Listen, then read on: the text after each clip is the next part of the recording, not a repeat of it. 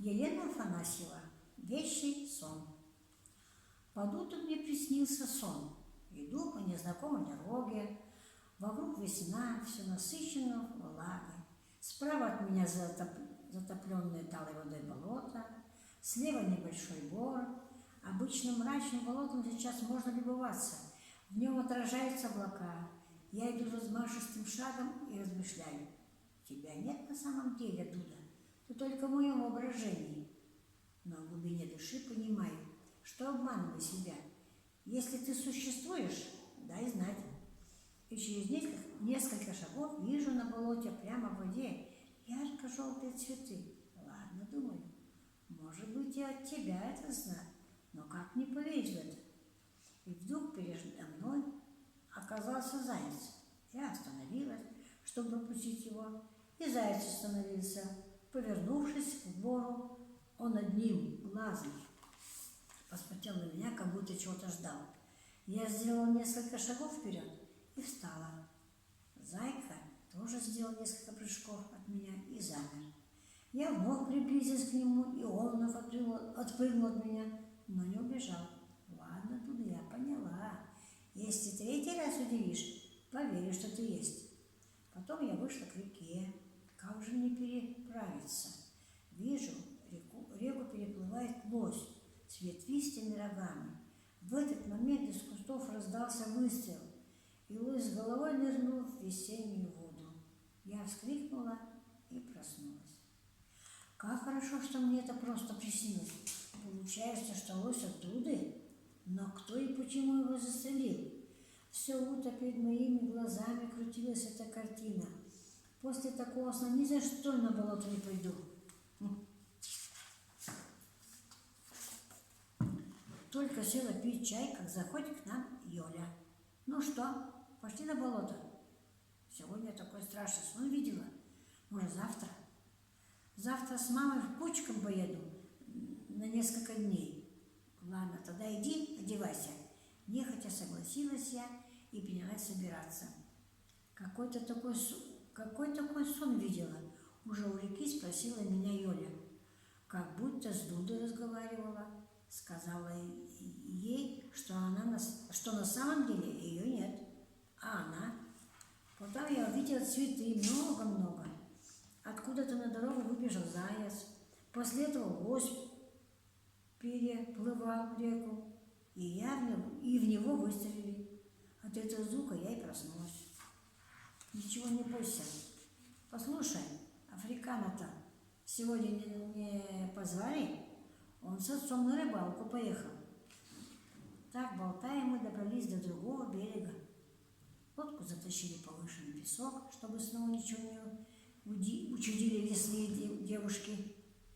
Решили пойти на наше болото. Добравшись до места, сразу начали собирать ягоды. Йоле сегодня было весело. Время от времени она начинала смеяться и всячески дурачиться. «Не отходи от меня далеко», – строго сказала я ей. «Сегодня нам нельзя расставаться. Я всегда буду рядом с тобой, если только ягоды не позовут». И Йоля снова рассмеялась. «Йоля, замолчи!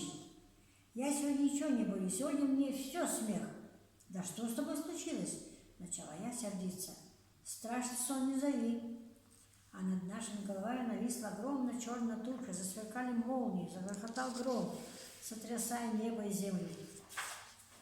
Под нами, поднялся настоящий ураган. Подул ветер такой силы, что первым своим дуновением смел из-под нашего носа все ягоды. Где-то на дальних болотах поднялся оглушительный свист. Мы вступили в старую ель. Грохотало так, что весь мир сотрясался, а по небу змеились грозовые стрелы молний. Одна из них ударила в дерево, за которое мы держались. Пришлось бежать с этого места, даже не обернулись ни разу. Когда остановились отдышаться, нас окружал густой еловый лес. «Йоля, где мы?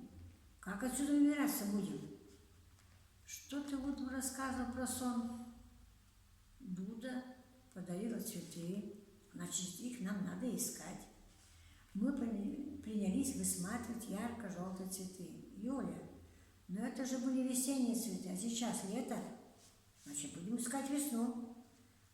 Так можно 100 верст прошагать и никуда не прийти. Куда-нибудь да придем. Вскоре, спускаясь с небольшого пригорка, увидели русло высохшего ручья. Тут и там сияли наши желтые цветы. Они стали маленькими маячками, которые повели нас дальше. Мне казалось, как будто мы заходим вглубь леса, все дальше и дальше. А Юля, наоборот, что мы выходим из леса, и скоро покажется река. Ложбина ручья оказалась не такой длинной, и вскоре затерялась в траве. Куда идти дальше? «Юля, посмотри, заяц!» – воскликнула я. «Давай за ним!» Я давно так не радовалась, и мы побежали за длинноухим. За очередным деревом заяц пропал из виду. А сосны здесь такие высокие, на нашем берегу такие же. Неожиданно нашим глазам открылась речная лента. Мы узнали место и облегченно заторопились вдоль берега к нашей лодке. Как далеко мы, оказывается, ушли. «Сегодня с пустыми руками придем домой», — с сожалением сказала я. «Да», — вздохнула Юля, — «но хоть лодку не унесло». Когда я уже была дома, к нам зашел африкан. «Вот мясо вам принес. С отцом лося взяли». А я почему-то вдруг спросила: «Реку переплывал?» «Что?» — сначала не понял африкан, а потом как будто очнулся. «Да, реку. А ты откуда знаешь?» «Видела его. Видела его?» Я лишь улыбнулась в ответ, как после этого, не поверишь,